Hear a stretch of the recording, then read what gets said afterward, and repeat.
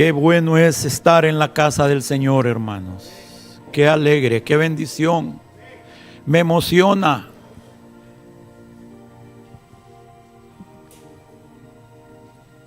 Me emociona poder compartir con ustedes.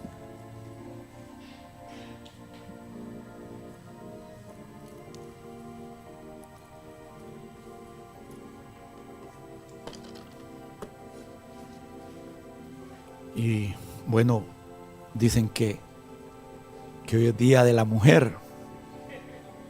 Felicidades, hermanas, de todas las edades. Dios las bendiga. Que sigan siendo luz en sus hogares, como esposas, como madres y como hijas, como hermanas. Dios las bendiga. Qué tremendo. Ahí pensaba que en la caída, cuando vino Dios a buscar a Adán y a Eva y empezó a juzgar lo que ahí había sucedido en la caída. Qué tremendo que, fíjense que la mujer dice que ella fue engañada, hermanos. La mujer cayó por engaño. Y qué tremendo que a ella se le dio la promesa que a través de su vientre vendría aquel descendiente de Adán que aplastaría la cabeza de la serpiente. Qué tremendo. Y así fue, vino nuestro Señor y Salvador.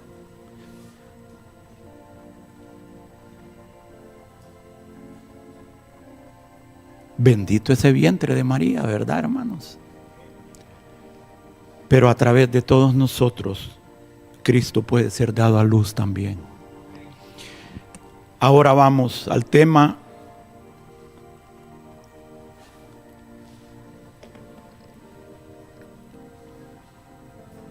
Realmente el tema anterior no se ha terminado.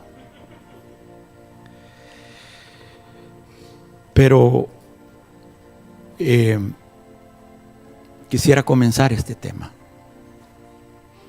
En algún otro momento seguiremos con el tema anterior, pero básicamente esta es continuación de ese tema.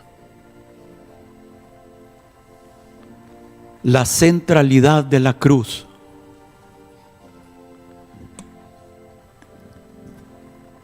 Y hemos estado viendo el paralelo entre Israel y la iglesia. A Israel se le dio una tierra prometida y a la iglesia, al Israel espiritual, se nos ha dado una tierra de promesas. Dios les entregó la tierra, pero ellos tuvieron que conquistarla palmo por palmo, pie por pie, por la fuerza de la guerra. Nosotros la recibimos por gracia y la alcanzamos por fe. Y si es necesario, debemos de usar violencia llegando al punto de tener que arrebatarla. A nosotros se nos ha dado muchas grandes y preciosas promesas para que por medio de ellas lleguemos a alcanzar la herencia divina. Y allí, en esas promesas está nuestra herencia. En ellas está la provisión de Dios para que alcancemos, recibamos y mantengamos toda la bendición espiritual que nos ha sido dada en los lugares celestiales por medio del sacrificio de Cristo Jesús, Señor nuestro. Si cumplimos las condiciones de las promesas, recuerdan, la mayoría de promesas son condicionales a la obediencia, de una manera o de otra.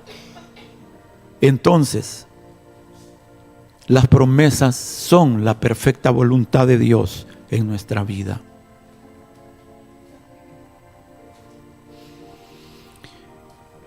las recibimos por gracia, no es por nuestros méritos, para que nadie se gloríe.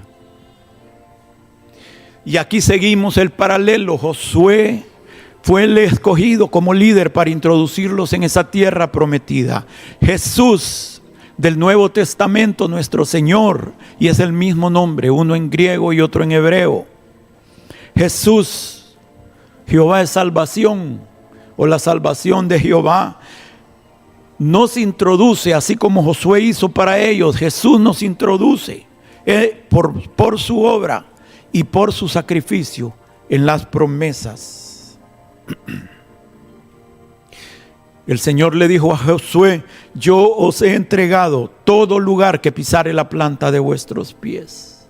Y a nosotros, al recibir y decir amén a las promesas y apropiarnos como propias, nuestras, mías, no del grupo, sino mías.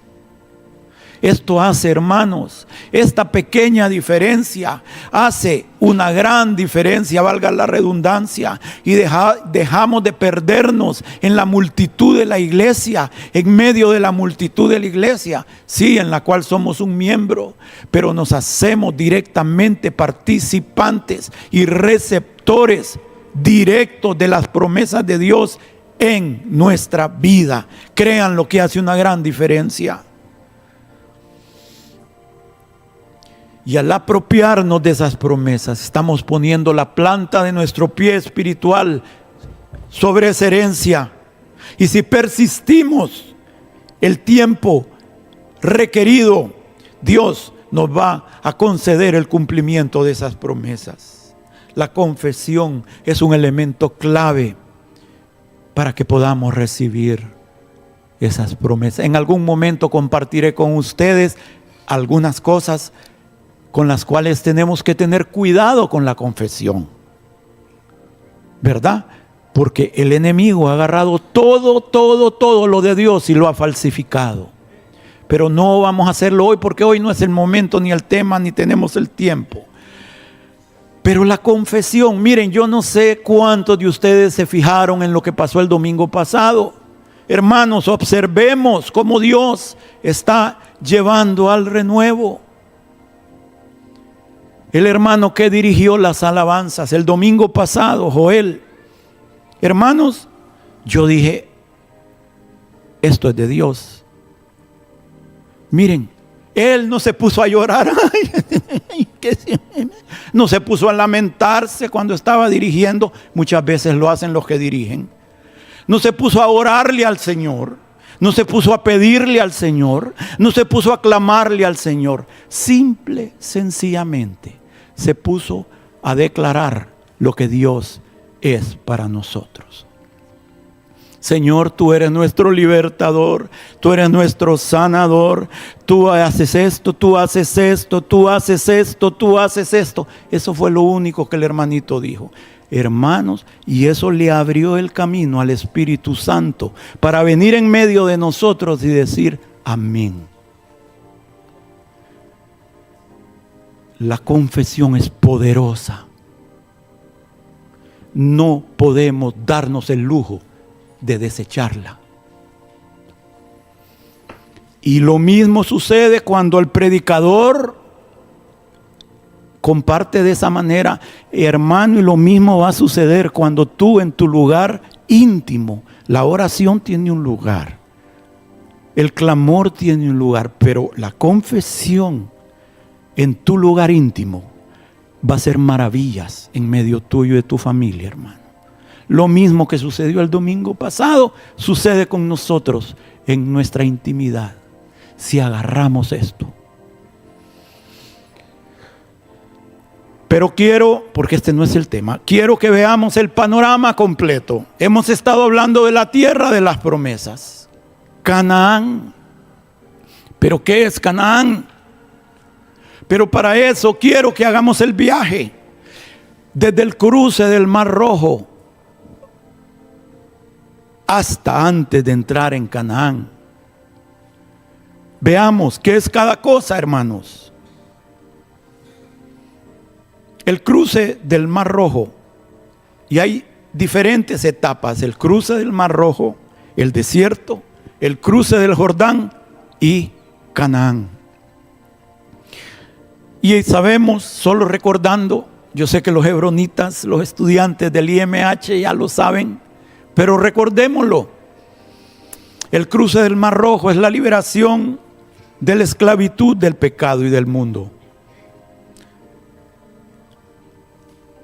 Y allí, al cruzar el Mar Rojo, comienza la experiencia de la salvación y del inicio de la vida cristiana.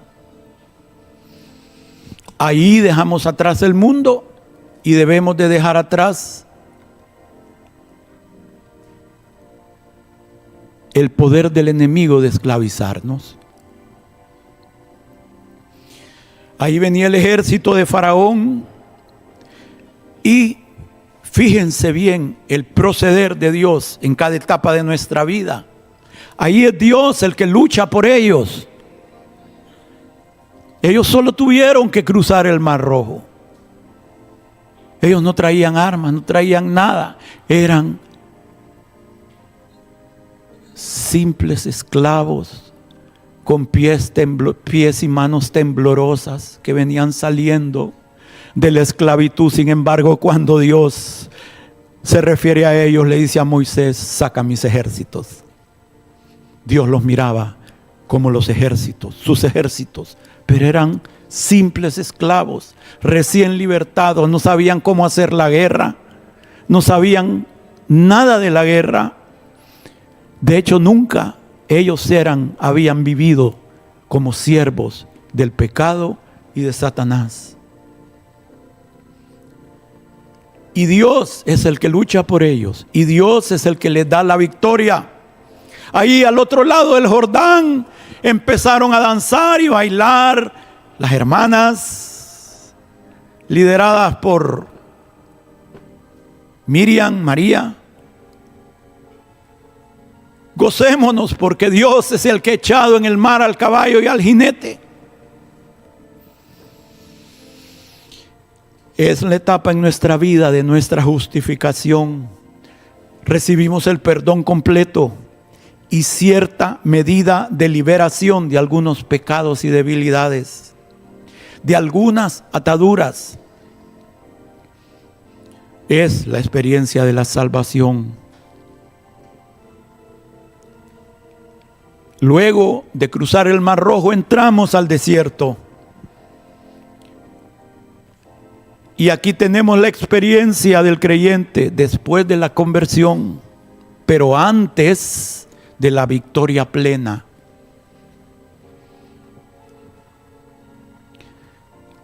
Ahí el alma es tratada. Ahí durante 40 años Moisés aprendió mansedumbre y llegó a ser el hombre más manso de la tierra. Ahí David aprendió a depender de Dios. David aprendió humildad, mansedumbre igual que Moisés. Allí en el desierto murió la murmuración del pueblo. Los que murmuraron ahí quedaron. Ahí muere nuestra murmuración, la queja. Los rebeldes fueron sepultados. Ahí es donde muere la rebeldía en el desierto, la murmuración, la codicia. Ahí quedaron sepultados los codiciosos, aquellos que querían carne, carne, carne, carne, y Dios le dio hasta para que le saliera por la nariz. Los deseos desordenados, el yo, la autosuficiencia, ahí es quebrantada. Ahí muere toda confianza en el brazo de la carne.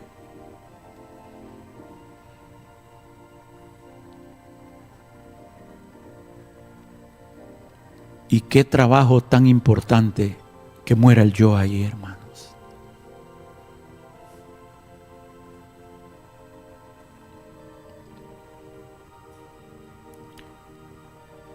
Estaba oyendo el mensaje de ya es un muy anciano, de hecho no sé si todavía vive, pero un pastor bautista.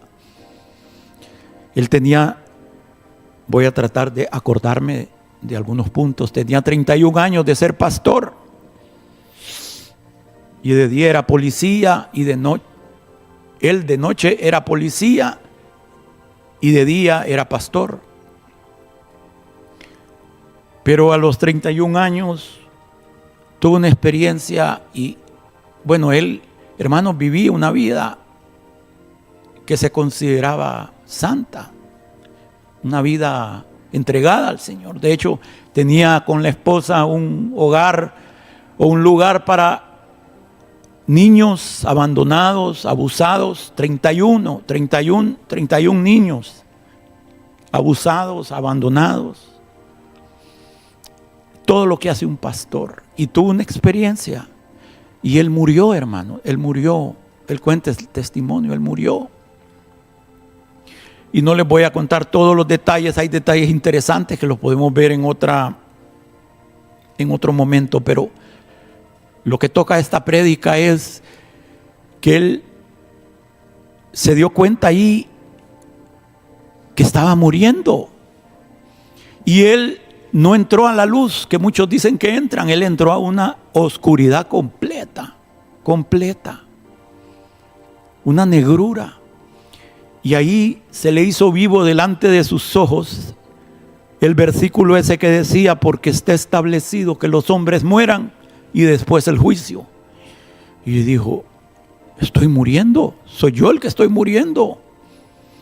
Y ahí le empezó a pedir al Señor: Señor, alarga mi vida, dame más tiempo. No es como otras personas que se han ido, han dado el testimonio y no quieren regresar. Él entró a una negrura, hermano. Señor, alarga mi vida. Y en eso una voz hermosa, la voz más hermosa que jamás alguien puede escuchar, vino y le dijo: vas a tener tranquilidad, vas a tener seguridad, vas a estar bien eternamente, solo deja de respirar. Y él, hermanos, pero una voz hermosa, como nunca había oído.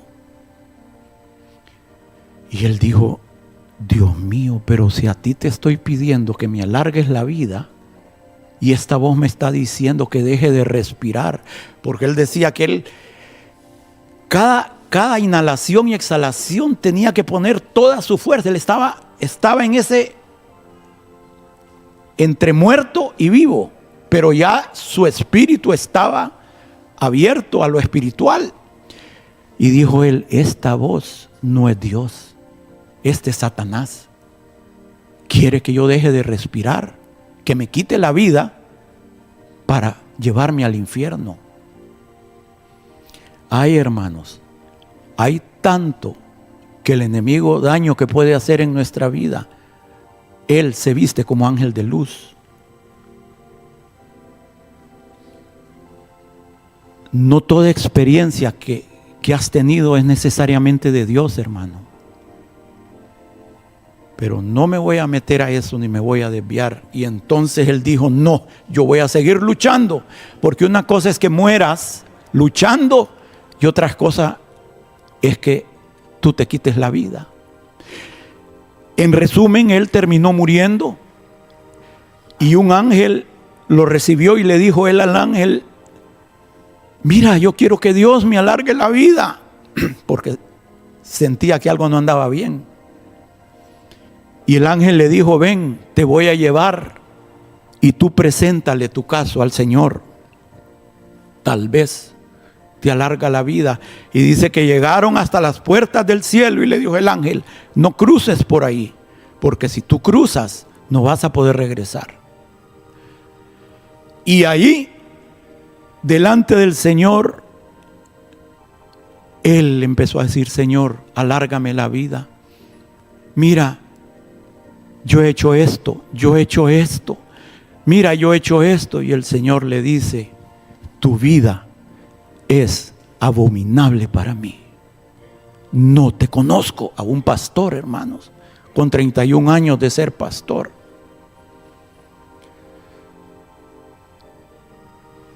Y él dice, no puede ser que a mí me esté hablando el Señor. Pero ¿cómo hacemos? Pero me está hablando a mí, dice. Y en eso se le abrió el entendimiento. Y le dijo el Señor, tú has estado sirviendo a otro Dios. Y ahí se le abrió el entendimiento y vio, tú has servido a tu ídolo. Y se dio cuenta que ese ídolo era el yo de él. Todo lo que tú has hecho no lo has hecho por mí, lo has hecho por ti. Entonces, hermanos, el trato en el desierto es importantísimo para que nuestro yo muera ahí.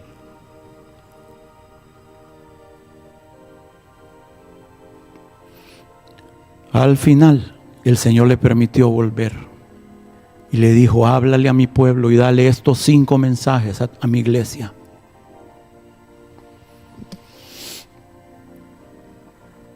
Deuteronomio 8:2 dice, y te acordarás por todo el camino por donde el Señor tu Dios te ha traído por el desierto durante estos 40 años para humillarte, probándote, a fin de saber lo que había en tu corazón, si guardarías o no sus mandamientos. Y te humilló y te dejó tener hambre y te alimentó con maná que no conocías, ni tus padres habían conocido, para hacerte entender que el hombre no solo de pan vive, sino de todo lo que sale de la boca del Señor. Entonces, hermanos, cuando entremos a Canaán, a nuestra herencia, nos debemos de acordar por todo ese camino por el cual Dios nos ha traído. No debemos de olvidarnos de esos tiempos de disciplina. El desierto es la universidad de Dios para que aprendamos humildad. Son tiempos memorables y no necesariamente por lo bueno, no necesariamente por lo agradable. Son memorables por la profunda obra que Dios hizo en la cruz en nuestro corazón. Ahí podemos decir, la providencia y la gracia de Dios estuvieron conmigo. Y podremos decir, hasta aquí me ayudó Jehová. Él ha estado conmigo, Él ha sido fiel.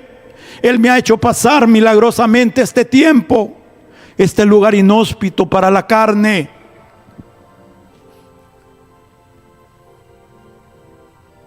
Ahí en ese lugar del desierto es probado, es evidente, se manifiesta, sale a luz. Entendemos, comprendemos, discernimos, reconocemos lo que hay en nuestro corazón. Y decimos, ay, yo no sabía que yo era así. Ve qué lindo, me miraba yo, Ramoncito, dice, ay, qué bello soy. Y ahí en el desierto, el hermano Alberto dice, qué horrible soy. Así, cada uno de nosotros somos confrontados con ese feo.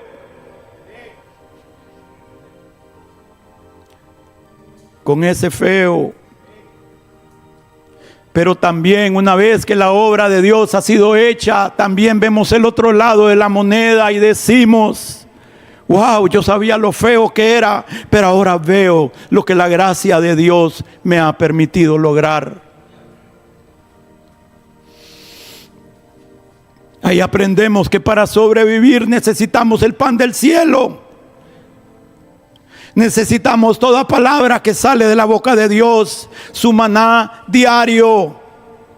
Aprendemos a ser guiados por el corazón, por Dios, a ser sustentados por Él, a no depender de nuestra fuerza. Ahí en el desierto el alma hambrienta es saciada. Aprendemos a oír la voz de Dios y ahí Él habla a nuestro corazón. Dice, la llevaré al desierto y hablaré a su corazón. El desierto son los años de disciplina de Dios. Es el tiempo en que pasamos bajo la vara de Dios. Y hablándoles sobre este tema, el Señor les dice en Deuteronomio 8:5, en la versión de las Américas, por tanto, Debes comprender, debes entender, debes darte cuenta en tu corazón que el Señor tu Dios te estaba disciplinando, así como el hombre disciplina a su hijo. Pero hermanos, yo les digo algo, y aquí es donde tenemos que empezar a despertar, porque hasta aquí todos me han seguido, hasta aquí todos entienden, hasta aquí la mayoría está de acuerdo, pero en lo que no están de acuerdo, ni nos hemos dado cuenta y seguimos viviendo de otra manera, es que el desierto no es nuestro destino final. Aquí es donde tenemos que empezar a abrir los ojos y levantar nuestros ojos hacia adelante. El desierto no es el destino final.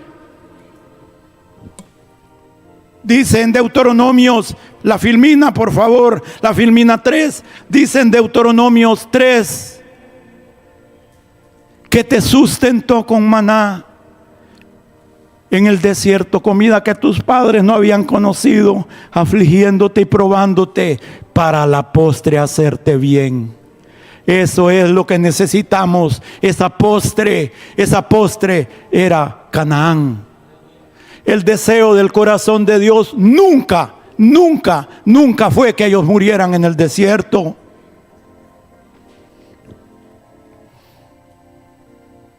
El bien solo lo recibimos cuando cruzamos el Jordán y entramos a Canaán.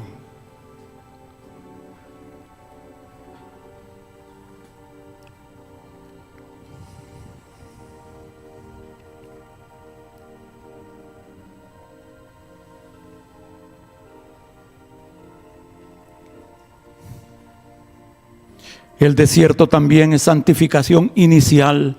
Es un proceso de separación del mundo, del enemigo, para dedicarnos a Dios.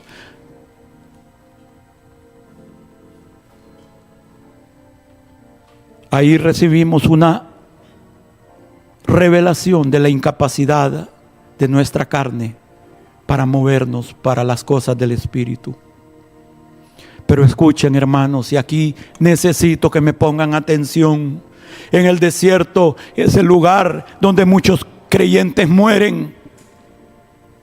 No pasan el desierto. Una de las razones es porque no abrazan la disciplina, no abrazan la cruz. No le dicen amén a la cruz ni a la disciplina. No reciben una buena actitud en medio de lo que ahí se vive, en medio de lo que ahí se experimenta. Y entonces, como no tienen la buena actitud, no reciben la gracia para continuar. Necesitamos cultivar el agradecimiento, la humildad, la mansedumbre, para no amargarnos. Porque entonces no solo nosotros vamos a ser contaminados, sino que vamos a contaminar a todo aquello que se nos acerque. El agua de Mara únicamente se endulza al aplicarle el madero. Y dice la Escritura que al alma hambrienta, aquella que abraza la cruz, hasta lo amargo le sabe dulce. Cuando hay sed en el desierto, hermanos, el pozo se cava con el báculo del agradecimiento. Y la roca va a hacer brotar agua cuando le hablamos palabras de alabanza. El desierto ciertamente es importante y algunos se lo quisieran saltar, ¿ah? Pero sin el desierto lo único que tendríamos son cristianos inmaduros, viejos, ancianos, pero ya pigmeos, como enanos. Nunca crecimos, nunca van a haber crecido, nunca van a haber madurado.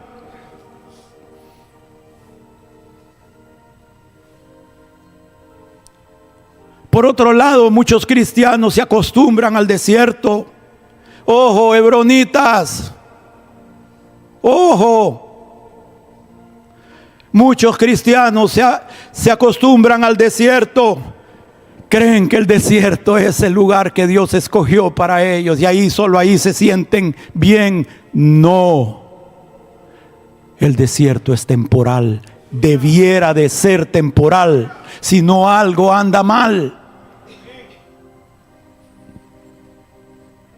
solo es una etapa. Debemos anhelar avanzar. En el desierto, los que no salieron, que fue la mayoría, y no entraron en la tierra prometida, ¿por qué fue, hermanos? Por falta de poder de Dios, por falta de gracia, porque Dios no quería. Bueno, al final sí, Dios ya no quiso. Sí, pero inicialmente, saben que para ellos el desierto, solo el diseño de Dios es que durara 2 años nada más. A los 2 años Dios ya les dijo: suban a la tierra. Suban, ya pasó el desierto, solo 2 años. Y de ahí se tuvieron que comer, como dicen los cubanos, el cable, así dicen, de 38 años más. 40 años en total. Terrible. ¿Por qué? Porque no creyeron. No creyeron que Dios era lo suficientemente bueno. No creyeron en el poder de Dios. No creyeron que Dios iba a pelear por ellos. No creyeron que Dios es galardonador de los que le buscan. En resumen, no pusieron sus ojos en Dios, ni en las promesas, ni en la misericordia, ni en el amor de Dios. Yo te quiero preguntar, hermano, ¿a dónde están puestos hoy tus ojos?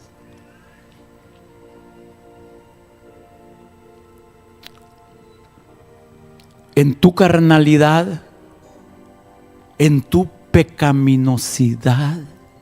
¿En tu debilidad? ¿En tu inutilidad? ¿O en la obra del Calvario?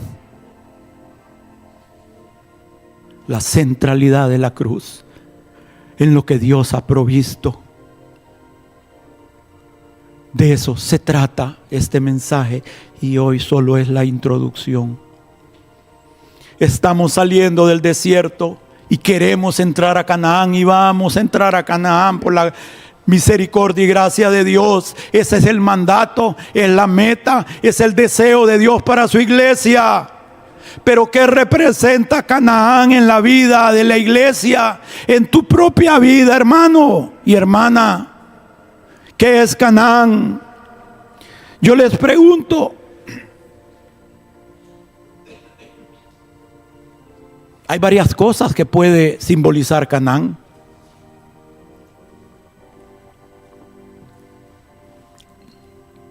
Canaán, que representa el cielo, la herencia en el cielo. Lo podemos usar como ilustración. Yo lo he usado, hermano, sí. La Canaán celestial representa el cielo. Sí, lo podemos usar como ilustración. Si usted quiere predicar sobre eso, está bueno. Pero no es el tipo perfecto. ¿Saben por qué? Porque en el cielo no hay luchas ni hay pecado, y ambas cosas están en Canaán. Entonces no es un tipo perfecto del cielo. Otra cosa, y esta sí la usamos bastante nosotros los hebronitas. Digo nosotros, yo también lo he hecho. Pero escuchen, ¿qué representa Canaán? Los enemigos de nuestro corazón. El cananeo, el jerjeseo, el heveo, todos los feos. Todos los enemigos de nuestro corazón. Pudiéramos usarlo para predicar. Sí, hay mucho material, porque toda la escritura es útil para enseñar, para predicar, para redarguir, para perfeccionarnos. Pero no creo que ese sea el tipo perfecto, porque los enemigos internos no son vencidos en Canaán, son vencidos en el desierto. Esa es la obra del desierto en el alma del cristiano.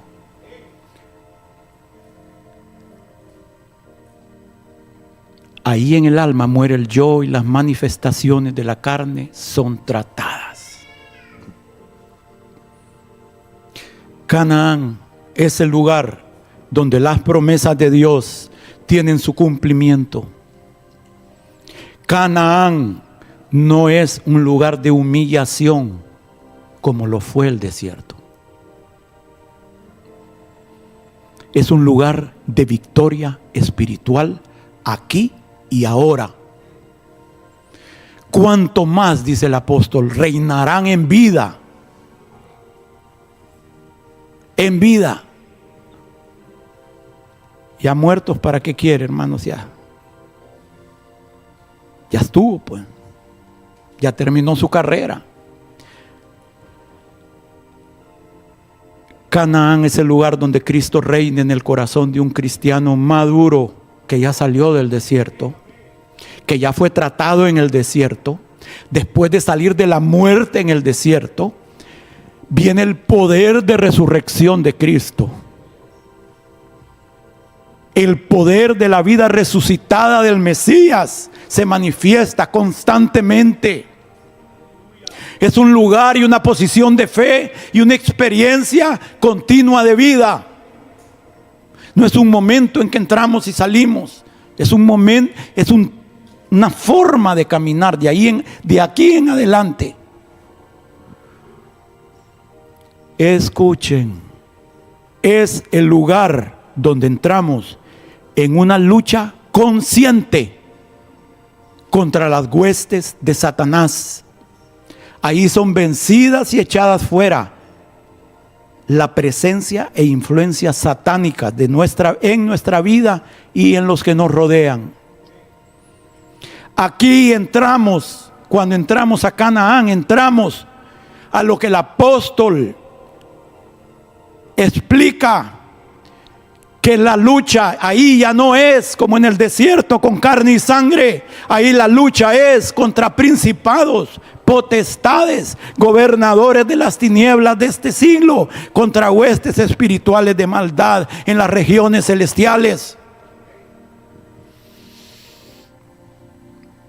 Y yo quiero que veamos, hermanos, porque si yo les digo algo, yo tengo que respaldarlo o tratar de respaldarlo con las escrituras. Si no, mi hermanito, no tiene ningún valor lo que yo les diga. Nosotros debiéramos de cuestionar todo lo que aquí se predica. Empezando por mí, usted, si yo le digo algo, usted vaya. Nunca había sido tan fácil estudiar la escritura como lo es ahora y tan barato, hermanos. Solo es querer. Usted puede, hay programas gratis que solo es querer. Debemos de ser como los de Berea. Miren, a mí no importa quién predique. Si San Pedro baja aquí y empieza a predicar, yo voy a ir a ver si es cierto lo que está diciendo. Porque Pablo decía, no permitan que les metan otro evangelio. Y si yo o un ángel les predico otra cosa, sea maldito. Es delicado. Entonces yo voy a tratar de respaldar lo que les estoy diciendo.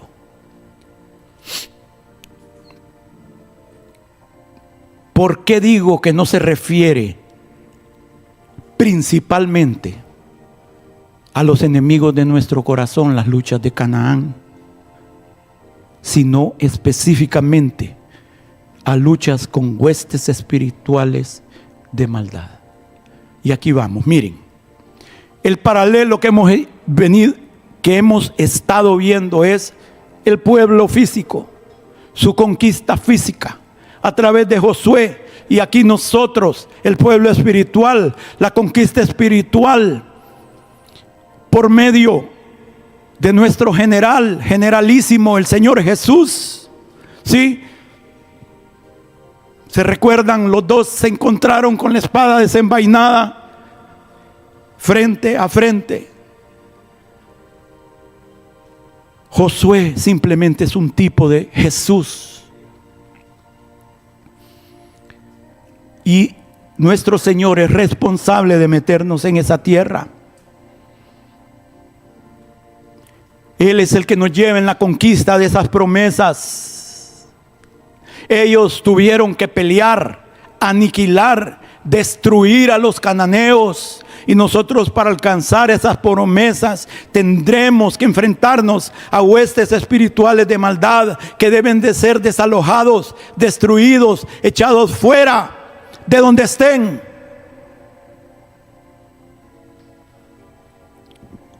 Porque están impidiendo, obstaculizando que recibamos la herencia por la cual Cristo murió. Están atrasando, están haciendo todo lo posible.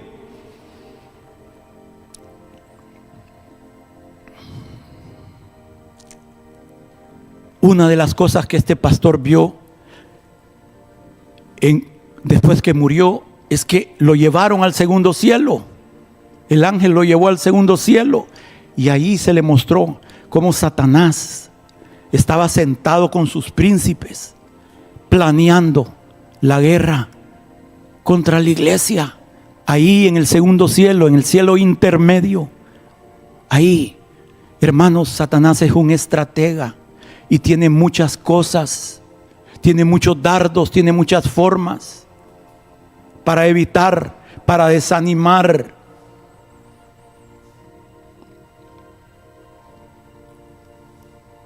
Ahora yo quiero que veamos, cuando Moisés envió a las 12 espías a reconocer la tierra, ellos 10 de los 12 volvieron con un mal reporte. Dijeron: la tierra es hermosa, la tierra es fructífera, ahí corre leche y miel, fluye leche y miel. Ay, pero hay enemigos grandes. Somos como langostas. Hay ciudades grandes y fortificadas. Sí, el apóstol nos dice: derribando toda fortaleza, todo pensamiento que se levanta en contra del conocimiento de Dios y llevando todo pensamiento cautivo. Nosotros también somos llamados a derribar esas fortalezas.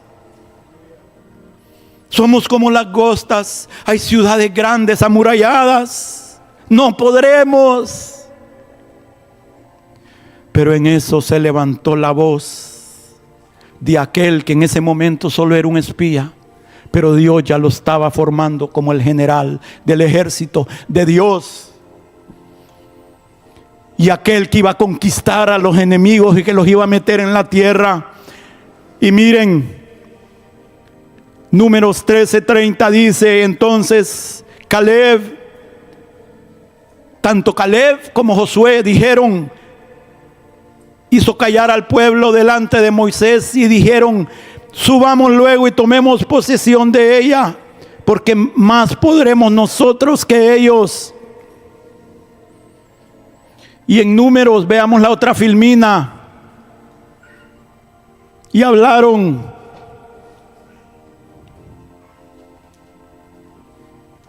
a toda la congregación de los hijos de Israel diciendo: la tierra, esto es Josué y Caleb. Josué: la tierra donde pasamos para reconocerla es tierra en gran manera buena. Canaán es una tierra en gran manera buena, hermanos. Si Jehová se agradare de nosotros, sí, si cumplimos las condiciones de las promesas, Él nos llevará a esta tierra y nos la entregará. No solo nos va a llevar, sino que nos va a hacer entrar. Tierra que fluye leche y miel. Por tanto, no seáis rebeldes contra Jehová, ni temáis al pueblo de esta tierra. Ay, no, el hermano está hablando de lucha espiritual. Eso a mí no me gusta. Mire, yo cualquier cosa, pero ahí sí no entro. No temáis. Dos cosas que el enemigo usa: la ignorancia y el temor, para que no alcancemos nuestra herencia. Por tanto, no seáis rebeldes contra Jehová, ni temáis al pueblo de esta tierra, porque nosotros, fíjense, los comeremos como pan. Su amparo se ha apartado de ellos, y con nosotros está Jehová. No les temáis, los comeremos como pan. Como decimos, no sé si los chapines y los catrachos tienen el mismo dicho, pero aquí decimos pan comido.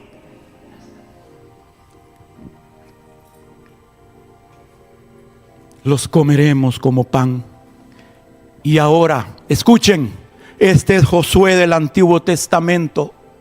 Pero viene el Josué del Nuevo Testamento y nos explica esas palabras de Josué. Cuando al Señor llegó una mujer, Sirofenicia, dice Mateo, cananea. Este está hablando de los cananeos, y ahí llegó una cananea. Le dijo, veámoslo. Marcos 7:25. Mujer, porque una mujer cuya hija tenía un espíritu, ¿qué? Inmundo, demonio, parte de las huestes espirituales de maldad. Luego que oyó de él, vino y se postró a sus pies. La mujer era griega y sirofenicia de nación, cananea, dice Mateo. Y le rogaba que echara fuera de su hijo al demonio. En la otra versión dice, mi hija es gravemente atormentada por un demonio. Pero Jesús le dijo, deja primero que se sacien los hijos, porque no está bien tomar el ¿qué, hermanos? El pan de los hijos y echarlo a los perrillos. Y esto lo dijo antes de liberar a la hija y de sanar a la hija. Los comeremos como pan. Escuchen, hermanos, la liberación y la sanidad es el pan de los hijos.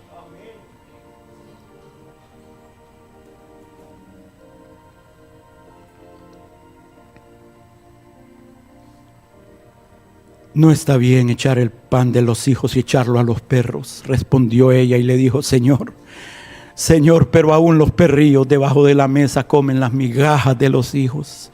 Entonces le dijo, por esta palabra, ve, el demonio ha salido de tu hija. Y cuando ella llegó a su casa, halló que el demonio había salido y ella estaba acostada en la cama.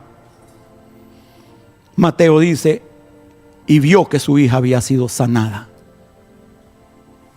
La liberación y la sanidad es el pan de los hijos. Los comeremos como pan. Nuestro Señor vino a darnos el pan de los hijos.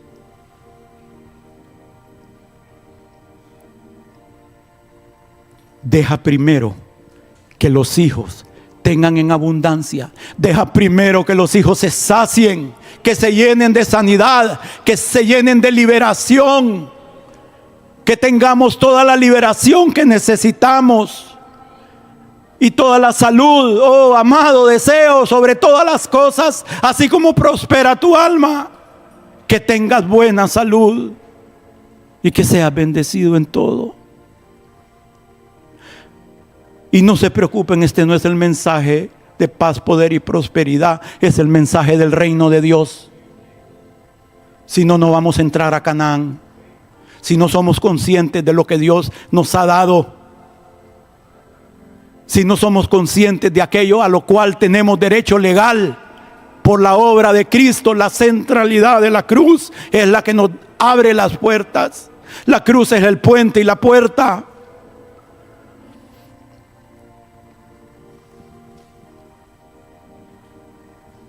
Oh, el hijo pródigo dijo, ¿cuántos jornaleros en la casa de mi padre tienen abundancia de pan? Y yo aquí perezco de hambre.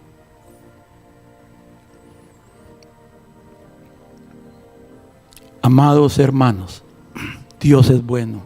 Dios hace salir su sol sobre buenos y sobre malos. Pero hay privilegios espirituales propios, únicos de la familia de la fe.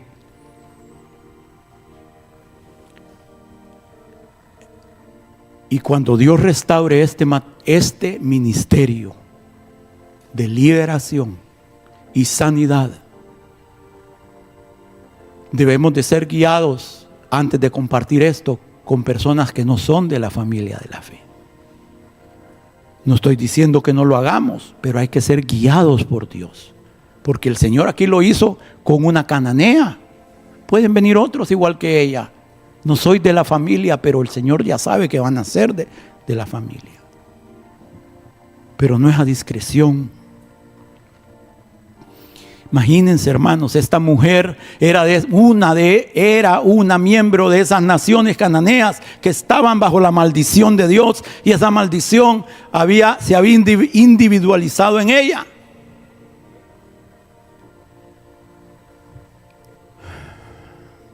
Realmente la guerra de Josué y de Dios contra los cananeos era una guerra contra las huestes espirituales que estaban atrás de los cananeos. El Señor les dijo: esta gente sacrifica a sus hijos a los demonios, esta gente son idólatras, esta gente son dados a la adivinación, a la brujería. Dios estaba viendo lo que estaba atrás de ellos. No haréis nada de eso, porque entonces la maldición va a venir sobre ustedes.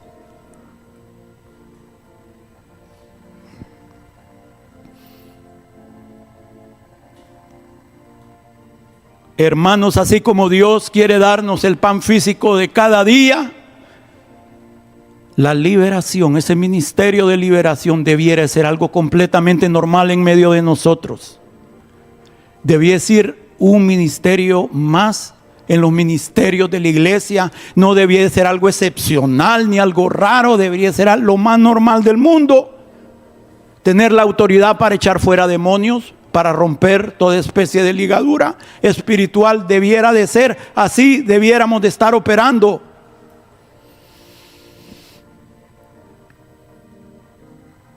El pan es el sustento. El enemigo es consumido, y al ver eso, experimentar eso en nosotros y en otros, hermanos, eso nos va a fortalecer, nos va a animar, nos va a dar fuerza. Nos da gozo el ver el brazo extendido de Dios y de ver que es una realidad y no una teoría en lo que estamos creyendo. Pablo les dijo: yo no les vengo aquí a predicar con elocuencia, sino con poder de Dios, para que su fe no esté basada en palabras, sino en el poder de Dios.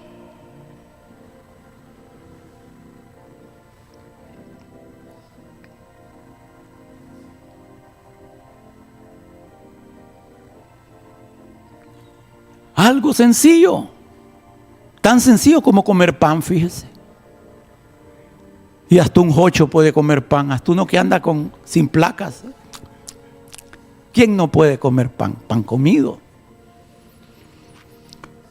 Los comeremos como pan porque Dios está con nosotros. No porque yo soy fuerte, no porque yo soy bueno, porque Dios está con nosotros.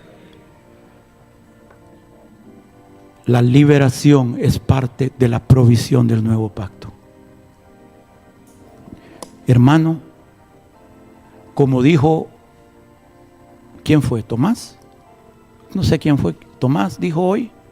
¿Quién fue? No sé quién dijo, pero o fue el jueves, no recuerdo. Nadie se le obligaba en Asuero, en la fiesta de Asuero. Sí. Todos tomaban y comían según era su voluntad. Así que no se me ponga intranquilo, hermano y hermana. Nadie la va a obligar. Yo no quiero seguir en el desierto. Para eso no me llamó Dios. Yo estoy anhelando esto, hermanos. Dios tiene años hablándome un poquito aquí, un poquito allá, un renglón aquí, un renglón acá sobre esto. Yo no me había dado cuenta, les compartí a los pastores. Hasta hace como año y medio yo empecé a ver, bueno, pero todo esto tiene relación y todo esto va hacia lo mismo. Dios me ha estado hablando sobre esto. Yo no, hermano, no me había percatado. Y yo quiero esto. Porque Dios lo quiere para mí. Porque Él pagó el precio. Él murió clavado en una cruz como un criminal para que yo recibiera esa herencia. Yo no me quiero ir hacia el cielo. Cuando llegue mi tiempo, si el Señor lo permite, yo me quiero ir en victoria. Decirle al Señor: Señor, misión cumplida. Lo hiciste tú en mí.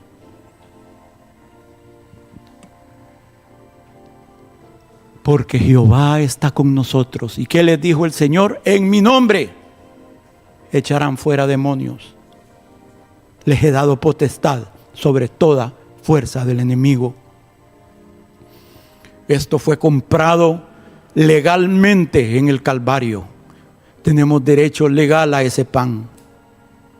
El enemigo no quiere que lo sepas, hermano. El enemigo opera, son huestes de tiniebla. Él opera desde atrás. Él opera en lo oscuro, donde no se ve, donde no se sabe, donde no se entiende. Pero Cristo, que es la verdad, Él opera en la luz. ¿Sí? Y conoceréis la verdad, y la verdad los va a hacer libres. El ministerio de liberación no es algo destinado para una visitación o tiempo específico. Ha estado disponible, y hombres y mujeres que lo han anhelado, lo han buscado, han tocado, se les ha abierto, Dios se los ha concedido. Hermanos, escucha, las migajas pueden ser suficientes, pero somos hijos. Nosotros no debemos de estar como los perros. Podemos estar sentados a la mesa, como Mefiboset fue llamado, todos rencos y como sea. Ahí podemos estar a la mesa, comiendo abundantemente, siendo saciados del pan de los hijos.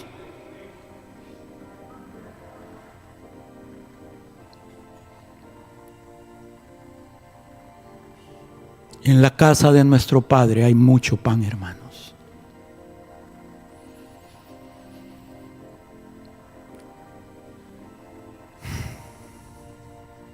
El ministerio de liberación no debiera ser ministerios aislados de la iglesia. Ministerios aislados.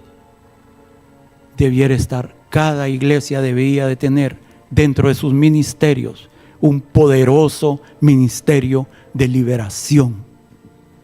Esto no es opcional, no es opcional, no es cuestión de llamamiento, es que todos necesitamos liberación en algún área.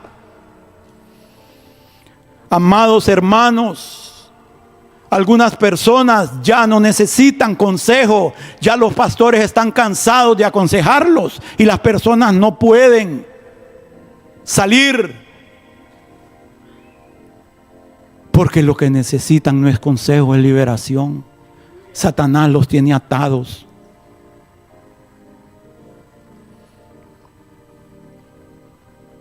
Oh hermanos, que en medio de nosotros se levante hombres y mujeres con esa unción que estaba sobre el maestro, que vino a pregonar, a anunciar libertad a los cautivos. Y no solo les vino a anunciar, sino que a efectivamente poner en libertad a los oprimidos y sacar de la cárcel a los presos y de casas de prisión a los que moran en tinieblas. El Señor les dijo: y a predicar el año agradable al Señor. Sí, ellos, ya casi terminando, hermanos,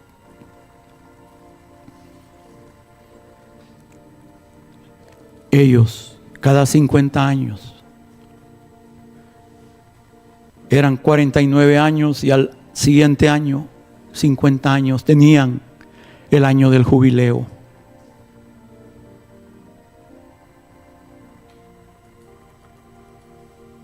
Y después de la fiesta de la expiación, ese año 50, la fiesta de la expiación habla del perdón de los pecados.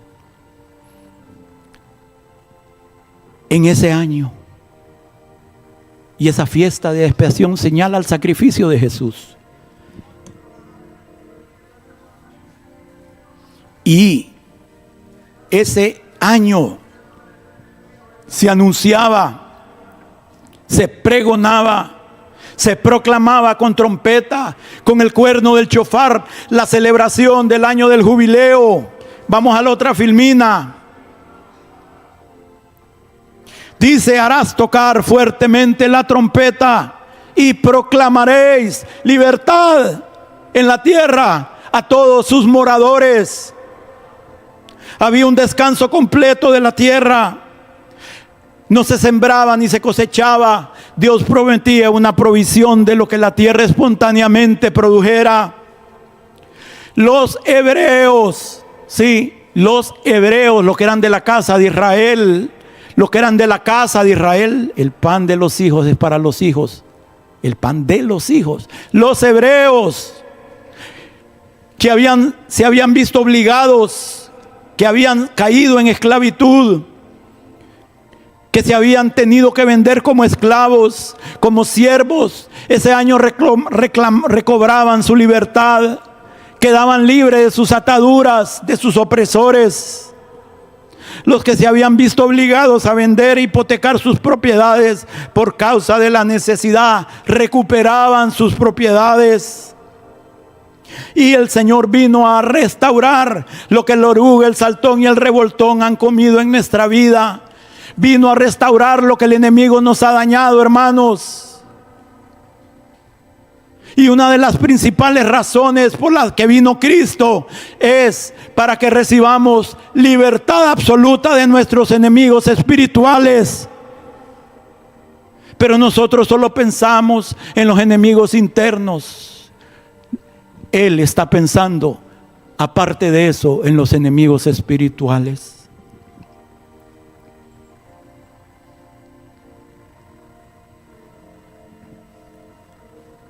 Y ahí en Isaías se les dice: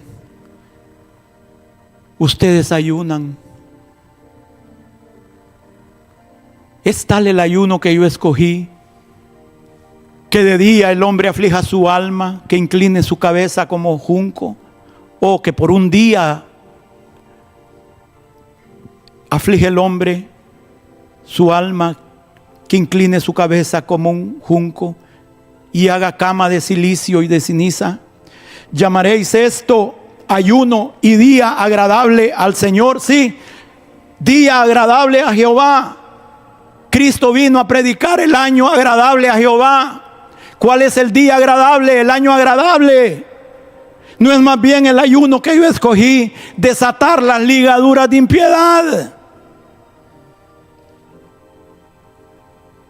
soltar las cargas de opresión y dejar libres a los quebrantados, y que rompáis todo yugo, porque yo he venido, dice, para libertar a los cautivos, a los presos se les anuncia apertura de cárcel, y esto se ha cumplido delante de ustedes. ¿Saben qué?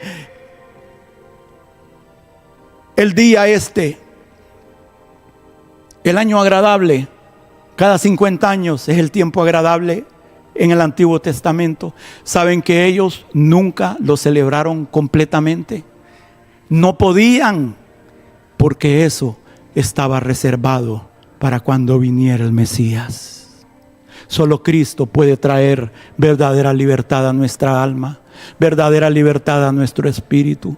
Solo Cristo puede sanar nuestras dolencias, cualquiera que sean, dolencias del alma, dolencias físicas. Oh, hermanos, pero ¿por qué hay tantos atados casi tantos atados dentro de la iglesia como lo hay afuera? ¿Por qué hay tantos enfermos dentro de la iglesia como los que hay afuera? ¿Será que no estamos buscando la herencia que Dios nos ha dado? Aquello por lo cual Cristo murió, y lo estamos menospreciando. O porque no sabemos, o porque somos rebeldes, como les dijo Josué: no sean rebeldes. O porque tenemos temor. Uy, no, ahí yo no entro.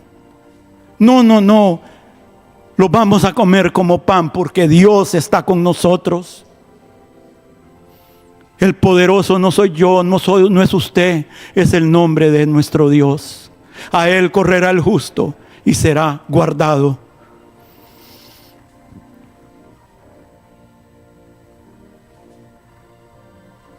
Pónganse de pie, hermanos.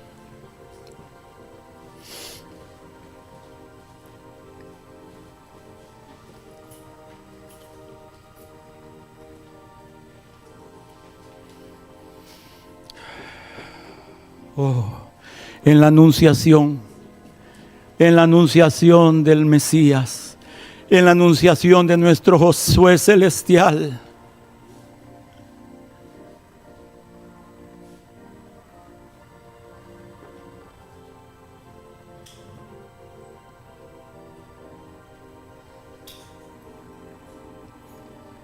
Bendito sea el Señor, Dios de Israel, que ha visitado y redimido a su pueblo y nos levantó, Jesús, un poderoso Salvador en la casa de David, su siervo, como habló por boca de sus santos profetas que fueron desde el principio. Miren, ¿qué significa Yeshua?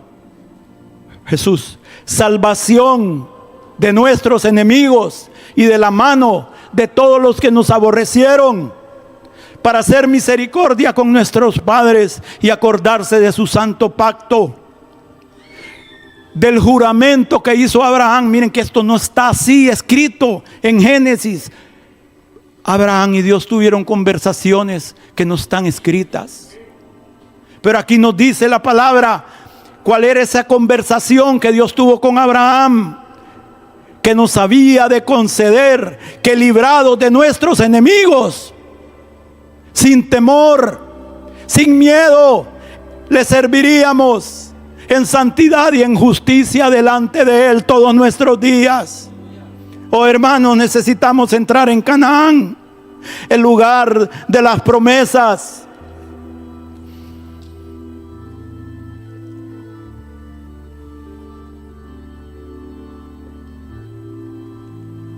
El lugar de nuestra herencia, el lugar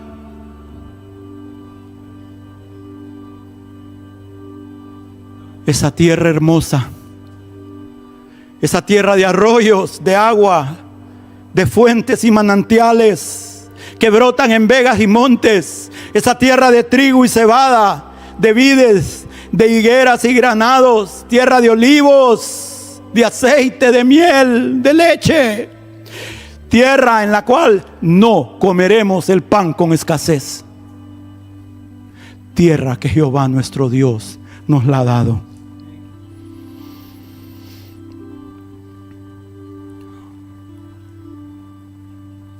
Tierra de abundancia. Sí, el lugar consciente de la lucha, pero Dios está con nosotros. Es el lugar de la conquista, el lugar de la victoria, ya no es el lugar de la humillación. Es el lugar donde caminamos con el Cristo resucitado y entronizado, con el Cristo reinante. Y aunque es el lugar de las luchas con estas huestes, es también el lugar del reposo espiritual. Es una posición en Dios y en Cristo, y es algo disponible para hoy, para ahora y para aquí, para este lugar y para este tiempo. Yo los quiero despertar. Ya salgamos de esa somnolencia, ya salgamos de ese conformismo, de ese lamento, de esa queja. Tal vez tu tiempo en el desierto ya tiempos terminó. Tal vez tú ya no tienes que estar en el desierto. Tú tienes que levantarte, como Isaías dice un versículo hablándole a Sión después que han pasado la disciplina, y le dice Dios: levántate, siéntate, sacúdete del polvo, quítate las cadenas de encima. Yo te voy a hacer reinar. Lo mismo nos está diciendo Dios. Ya es tiempo que nos levantemos del polvo. Sacudámonos. Es una actitud de corazón, hermanos. Es una actitud de corazón. Yo los animo a que este año, hermanos, este año va a ser de gloria, de bendición. Venga o no venga el Señor, eso a mí no me preocupa. Me preocupa mi vida, me preocupa mi vida hoy. ¿Qué voy a hacer aquí al salir? Yo tengo que presionar, mañana tengo que presionar, todos los días tengo que presionar. Yo quiero entrar a Canaán. Si otros no entran, Señor, ayúdame a entrar y ayúdame a ayudar a mi familia, que mis hijos y mi esposa entren y los que estén cerca de mí sean bendecidos. No nos conformemos con las migajas, hermanos.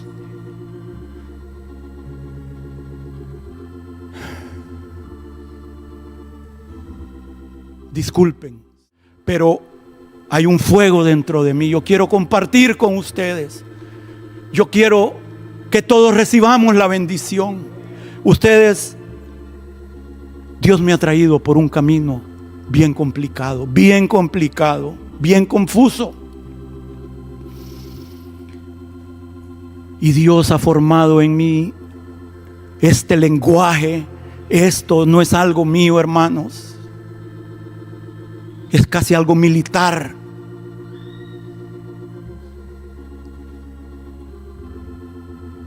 Y yo quiero conquistar lo que Dios me ha prometido. Esto no es invento mío. Dios es el que me ha dicho: conquista lo que ya yo obtuve por ti. Y a raíz de esa palabra han sido todos estos mensajes.